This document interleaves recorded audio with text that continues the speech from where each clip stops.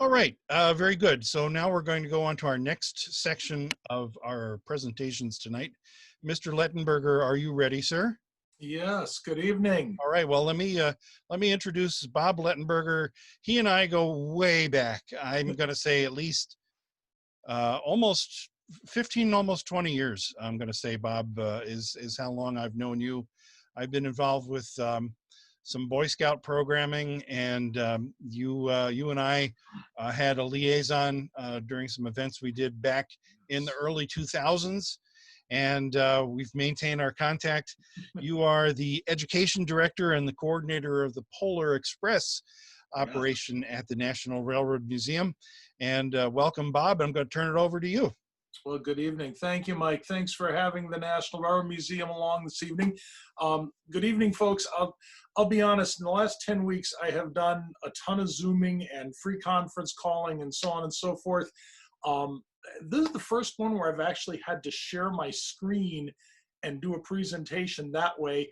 Also kind of weird, today was the first day since this whole coronavirus thing started that I actually got to do a presentation live and in person at the museum. So it's been kind of a weird day in a weird new world, but let's see where we can go this evening.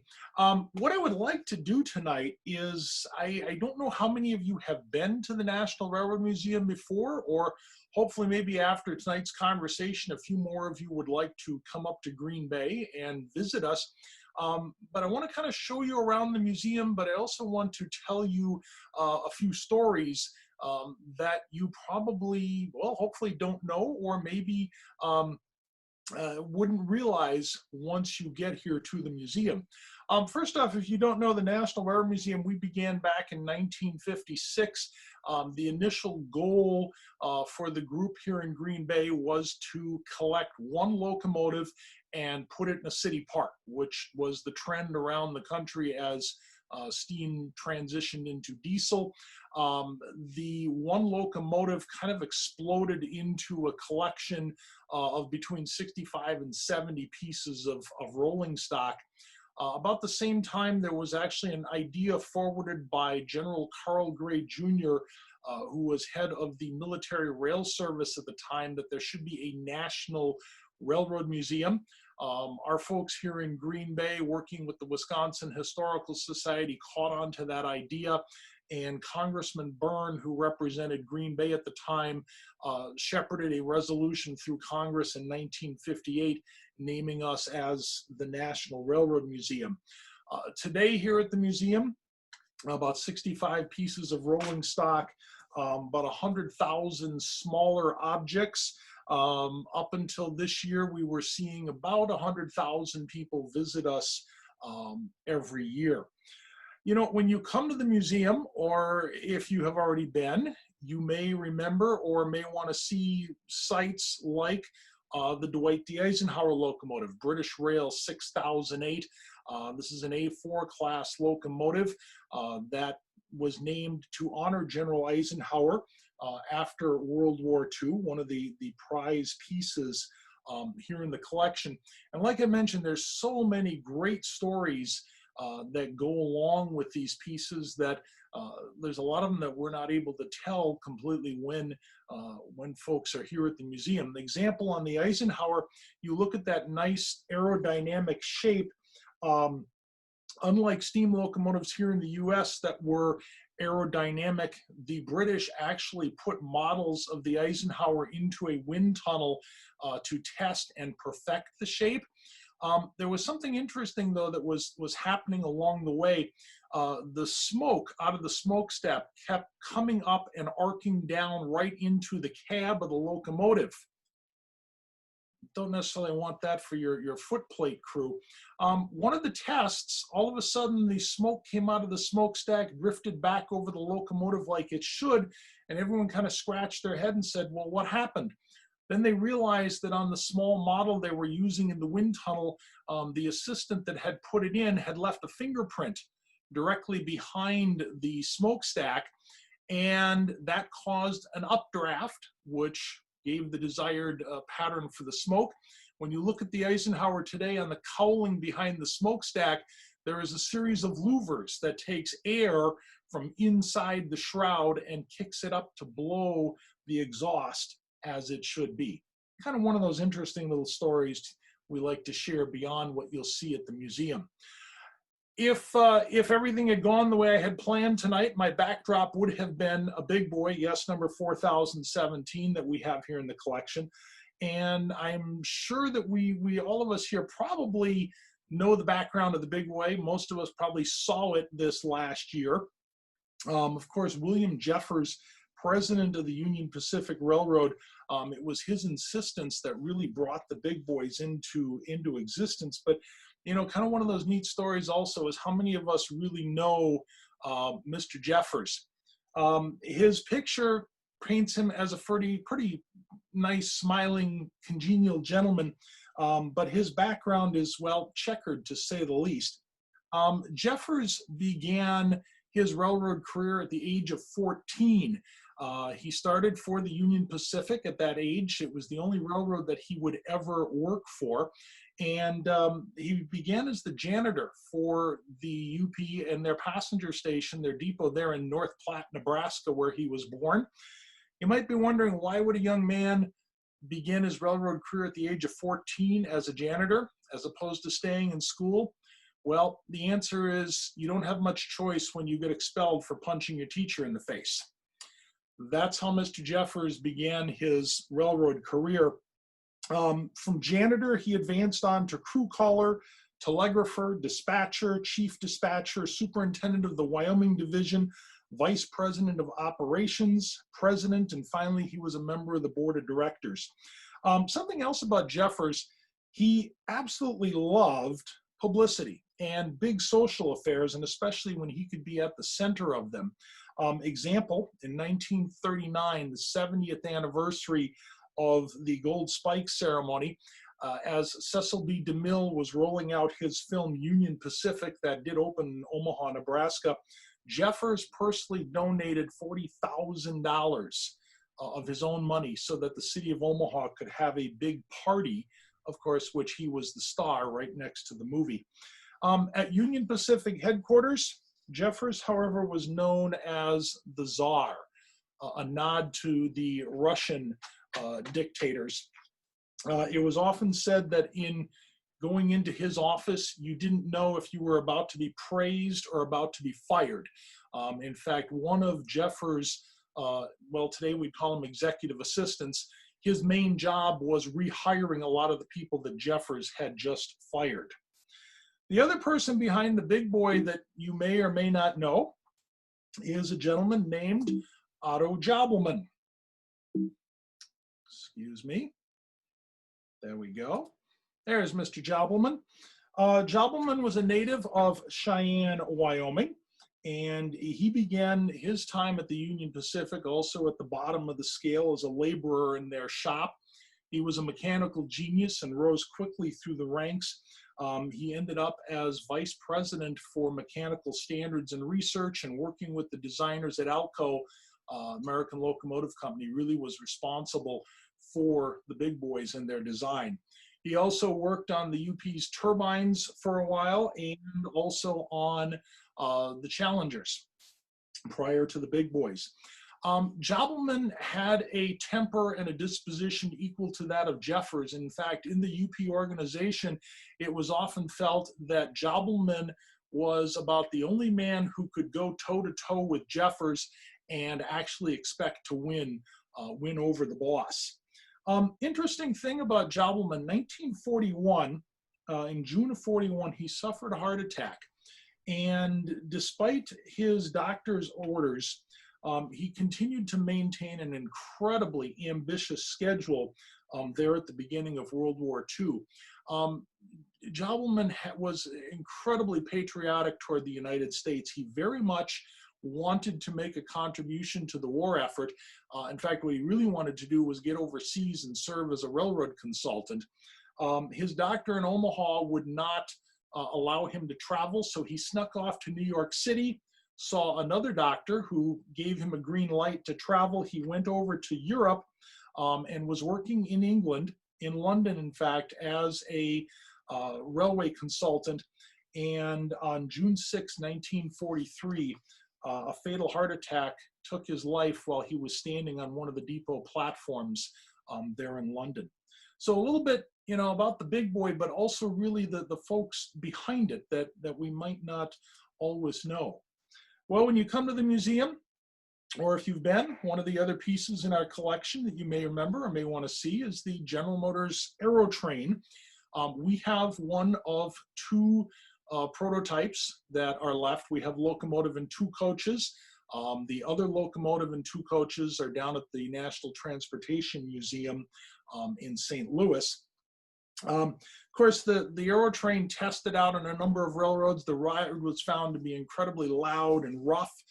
They ended up on the Rock Island running commuter service. The Pennsylvania Railroad tried the Aerotrain for a while, running between New York City and Pittsburgh. The New York Central tried it on the route from Cleveland to Chicago. For a very brief period, the Santa Fe had them as their San Diegan train. That one didn't last very long. And of course, the Union Pacific ran the Aerotrain as their City of Las Vegas, part of their City of trains. There is a very interesting connection between the Aerotrain and Wisconsin.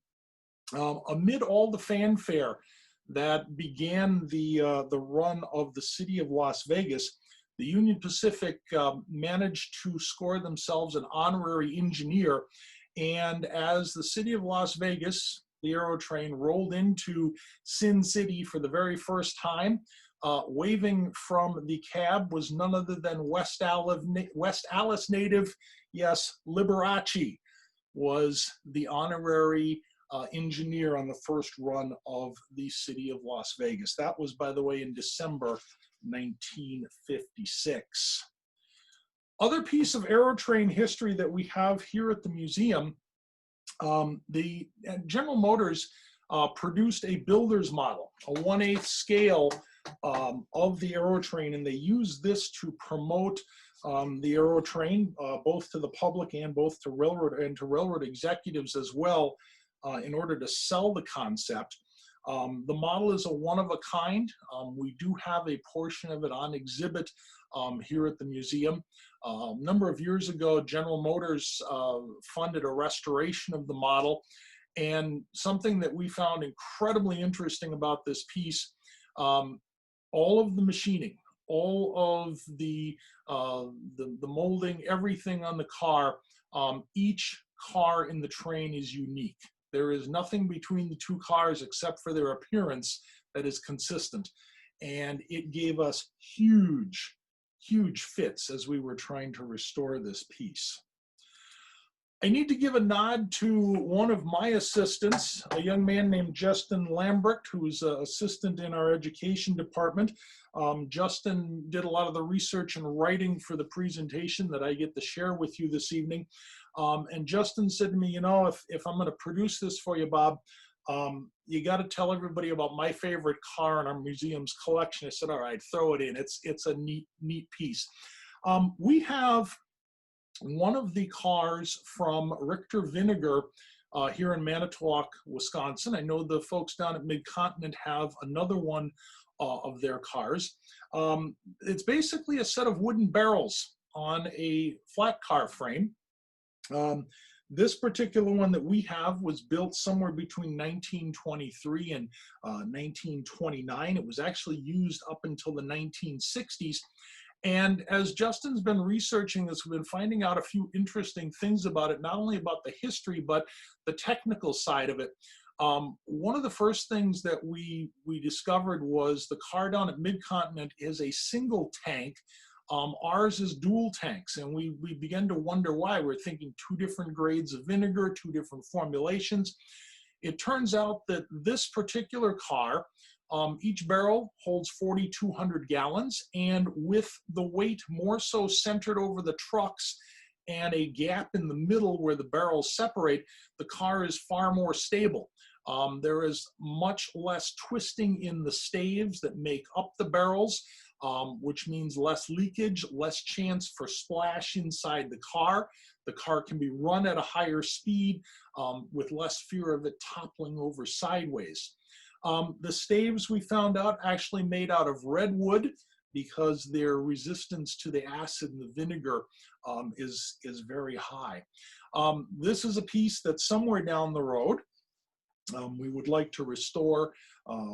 We just need to find a barrel maker that can actually handle something this size before we wander into restoring this particular piece.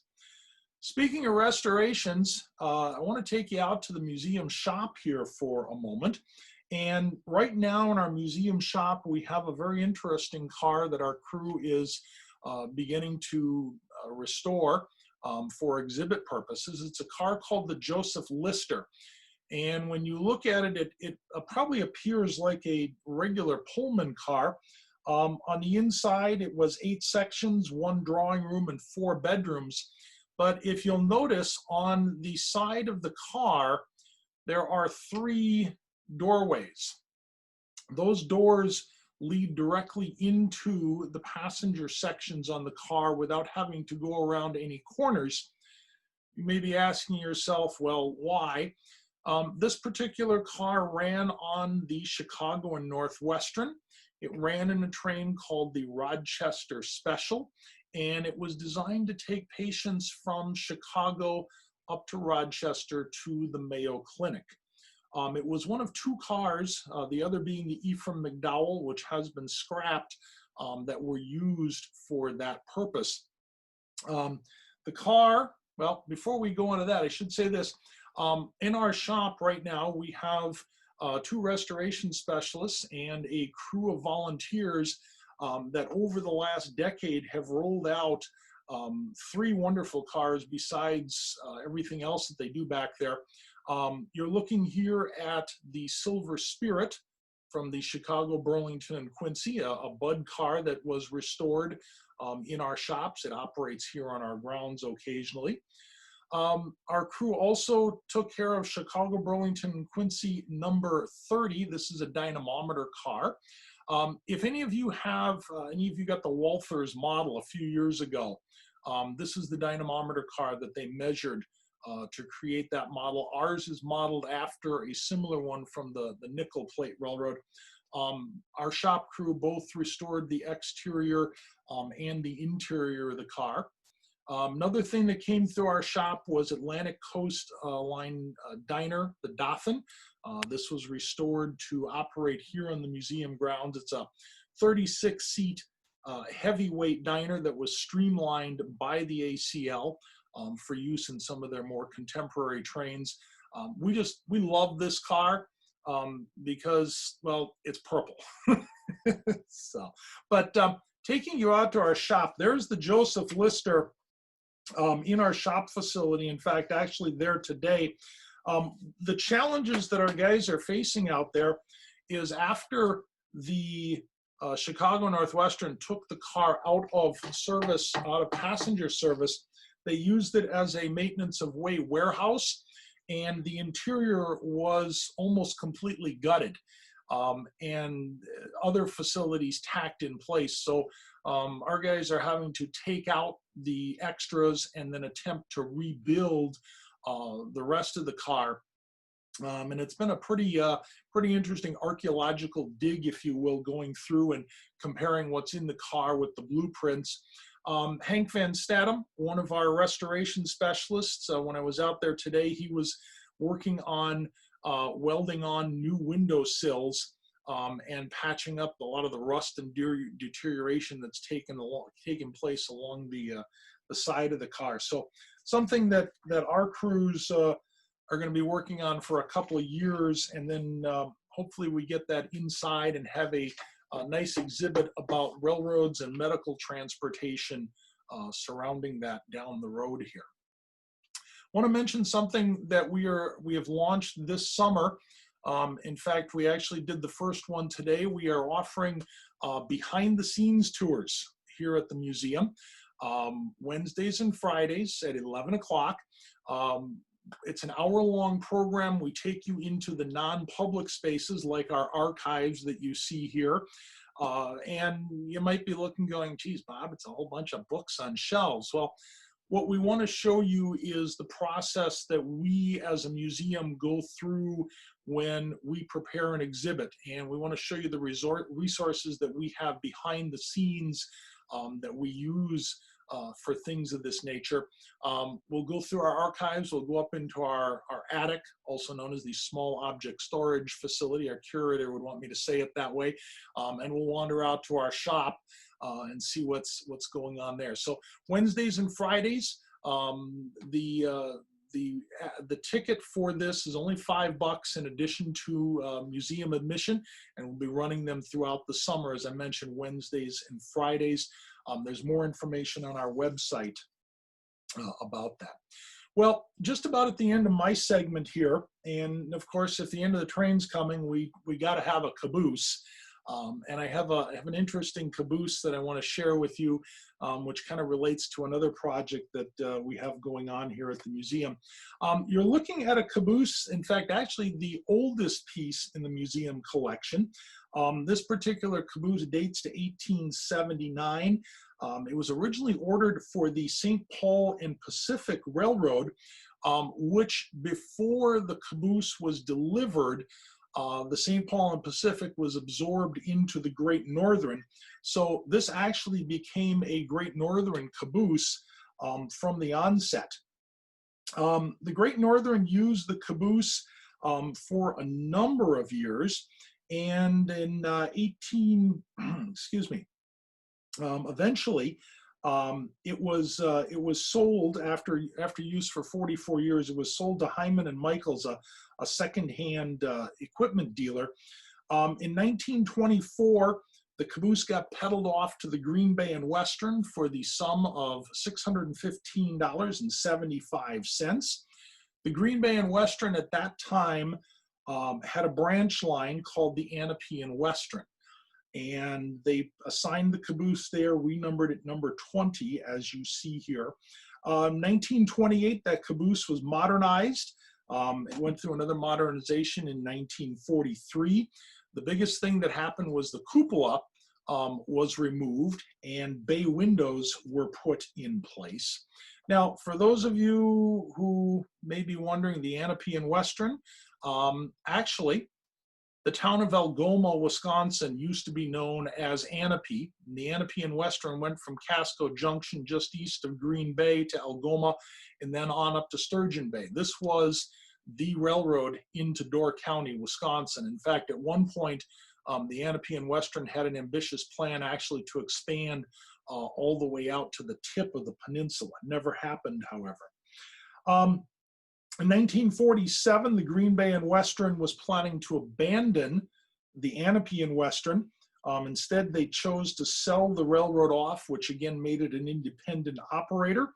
The new company hung on to the caboose, renumbered it to number 33, gave it a nice fresh coat of red paint, kept the bay windows, and that's how it existed for another 25 years until it was sold off to a private concern who put it in the front yard of his store, basically as a billboard and attraction.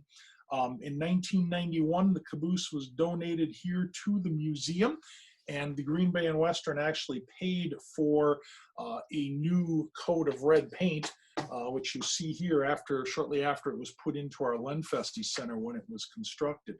But not quite the end of the story. Something that we just completed here at the museum not too many months ago was a exhibit project called the Caboose Trail. We have 5 caboose or caboose here in the collection, and we now have a trail that you can follow around the grounds to look at each one of them. The Anapee and Western 33, number 4 out of 5 on the Caboose Trail. But the interesting thing about our Caboose Trail project, we worked with a Boy Scout here in the area, Mason Watila from Troop 1563. He completed this project as his Eagle Scout service project.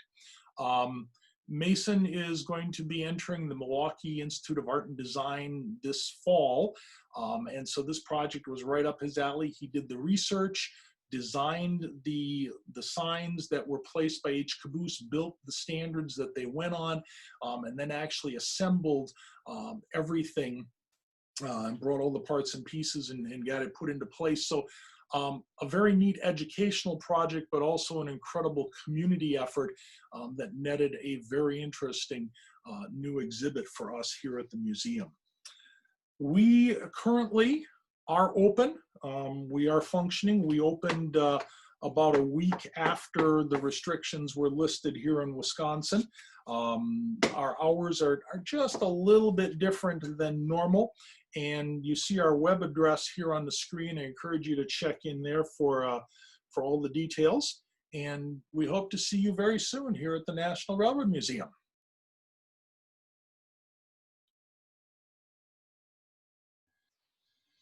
Well, thank you, Robert. Appreciate your participation in our program tonight. If you could unshare your screen, that would be a great thing. How about a round of applause for Bob Lettenberger?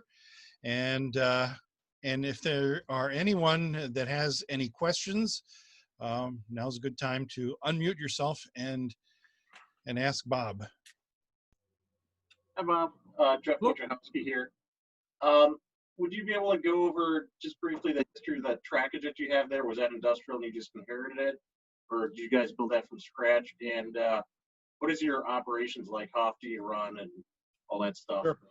The track we have here at the museum, our main track is a 1.5 mile loop.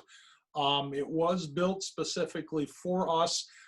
In fact, as the museum was coming into existence, both the Chicago Northwestern and the Green Bay and Western, especially the Green Bay and Western, gave us a considerable amount of help putting that in place.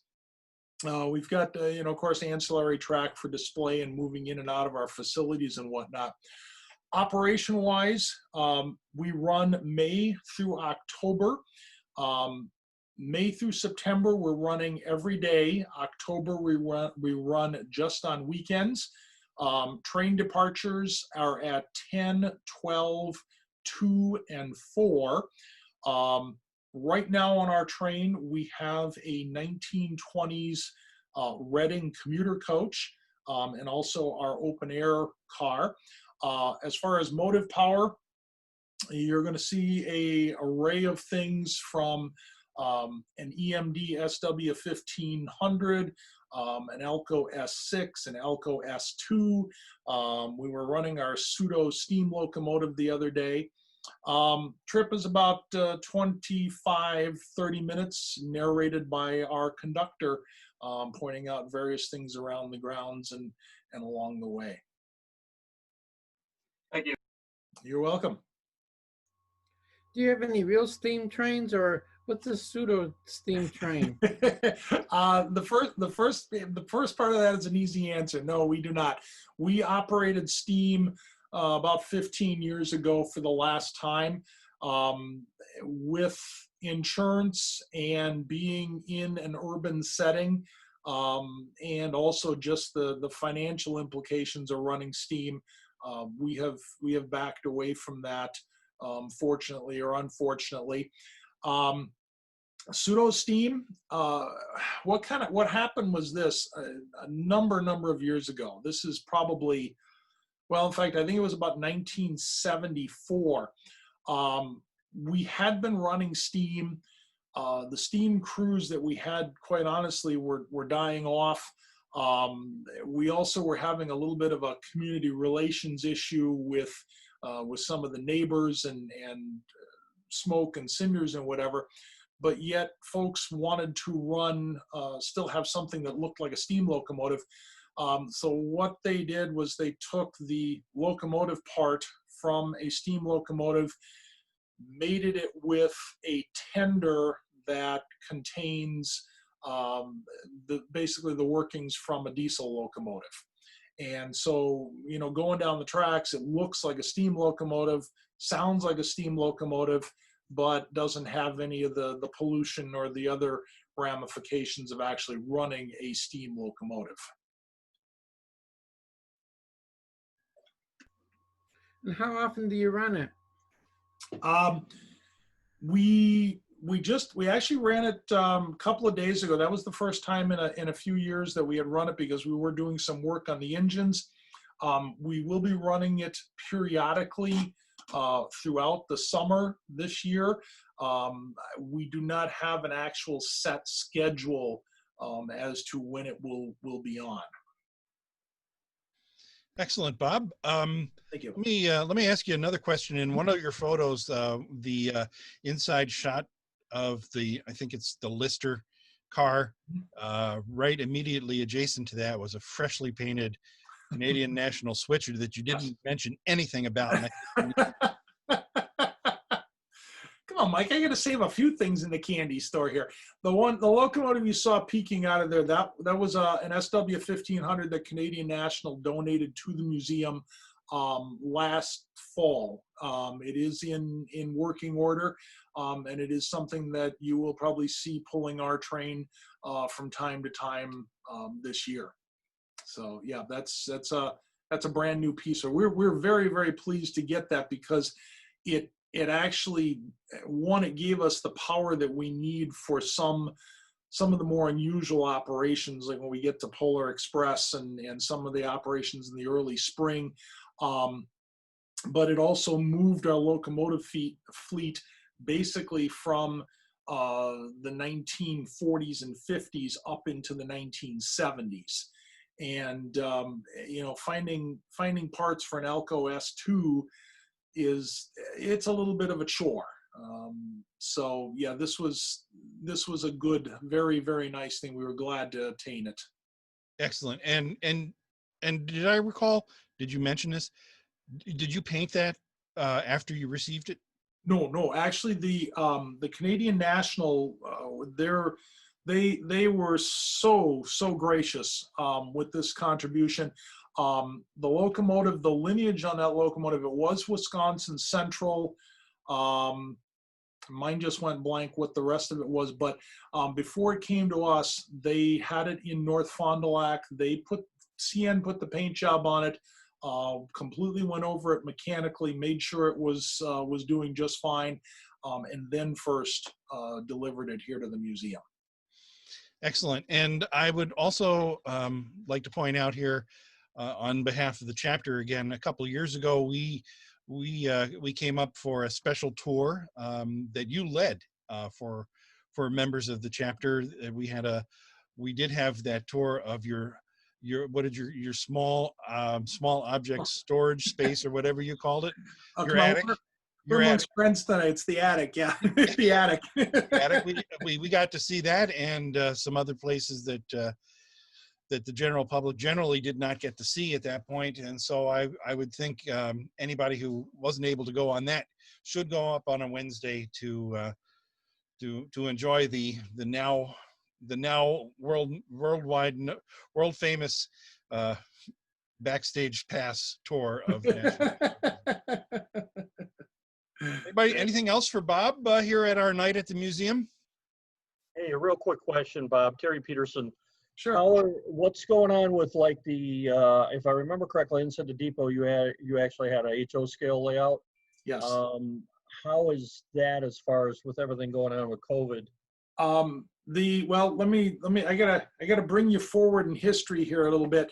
The Green Bay Area Model Railroad Club left us. Oh, they did. Okay. A good 12, 13 years ago. They are now over in the Cress branch of the Brown County Library, almost literally across the river from us and a little bit up. They have a beautiful facility over there, great, fantastic layout, open to the public on a very regular basis, and their club is doing very, very well. What we have done in the depot subsequent to that is it is now our children's discovery depot, hands-on for the little ones. There is a model railroad in the depot. The challenge that we faced was that when we built the facility, of course, a model railroad can take up a lot of real estate, and also little hands and actual model railroads don't necessarily mix. So what we did is we put the railroad up on a shelf and the kids can run it by remote control. What we have up there right now is an S-gauge layout, and the challenge we're having with it is that, well, S-gauge a little bigger, it's not as visual as what we would like it to be. So we are going to start probably this summer rebuilding that layout and converting it over to G-scale. So we still have a layout in the depot, different than what you will remember, a little more geared toward the youngsters, and that Green Bay Model Railroad Club, they are doing just fine across the river here. Okay. One other quick question. I was just going to ask the exact same thing Mike did, as far as I saw that when you were mentioning the switcher. I take it you like that too for the radius of the track as you're going around the loop there? Yes, yeah, we have, and I'm probably going to blow this, but I think our tightest curve out in the back is about 10 degrees, which is another reason why we don't run a heck of a lot of steam. The last we did, we had to check it very closely to make through the curve back there. But yeah, four axle power with a nice tight wheel, wheelbase does very well for us. The other thing we very much like about the 1500, it's got a very good set of wheels on it. Our loop of track is just brutal to wheels. And so this gives us a good safe set to run on. Not that our other equipment is not safe to operate, but this has got a good 3/4 to an inch of insurance policy on there. I've got a question for Bob. Sure.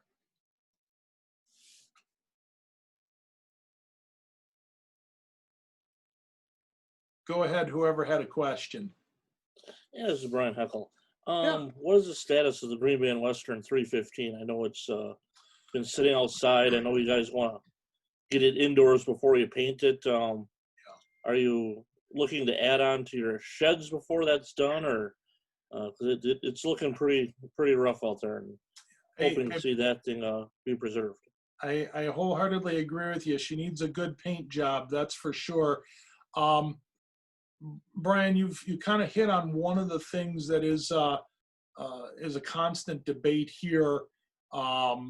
What gets restored and where do we put it when it gets restored?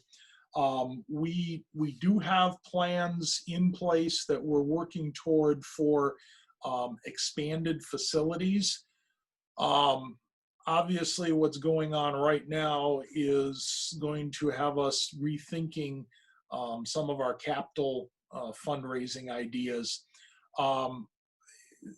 Long term, yeah, 315 along with most of the other pieces here will end up undercover. Right now, if you ask me what's long term, honestly, I couldn't even venture to predict where we're going to end up with that. So, but yes, it needs a paint job, and we'd love to be able to put it on there and keep that thing nice. Well, very good. Anything else? Any other last questions before we move on? I had a question for Bob, Mike. Bob, is that S scale, is that S scale regular, or is that American Flyer S? It is regular S scale. Thank you. You're welcome. Okay. And we will have time for more questions at the conclusion of our meeting.